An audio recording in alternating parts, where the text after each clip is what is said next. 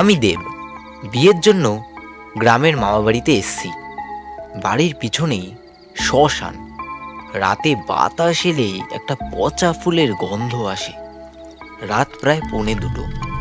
হঠাৎ উঠোনে খালি পায়ের শব্দ।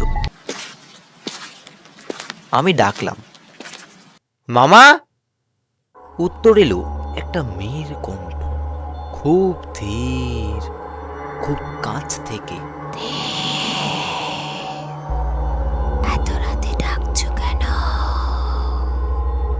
আমার বুক কেঁপে উঠল। আমি জানলার কাছে গেলাম। চাঁদের আলোয় যেটা দেখলাম তা আমার শ্বাস আটকে দিল।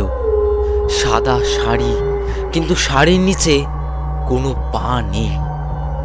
মাটি থেকে শরীরটা ভাসছে, আর সেই নারীর চুল যেন মাটির নিচে ঢুকে গেছে। আমি কাঁপতে কাঁপতে বললাম, আপনি কে? সেই নারী ধীরে মাথা তুলল। চোখ দুটো খালি গর্তের মতো, ভেতরে আলো নেই, শুধু নড়াচড়া করা অন্ধকার। ফিসফিস করে বলল, আমার নাম জানলে তুমি পালাতে পারবে না। তারপর হঠাৎ করে ওর হাতে থাকা লাল শাঁখটা বেজে উঠল।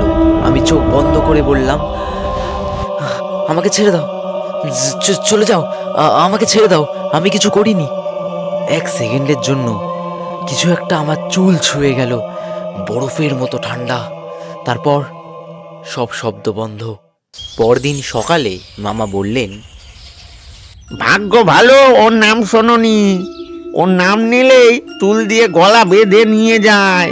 আজও রাতে যখন চুল ছোঁয়ার মতো কিছু লাগে, আমি মাথা নিচু করে বসে থাকি, কারণ জানি শাকচুন্নি হাঁটে না, ও ঝুলে থাকে।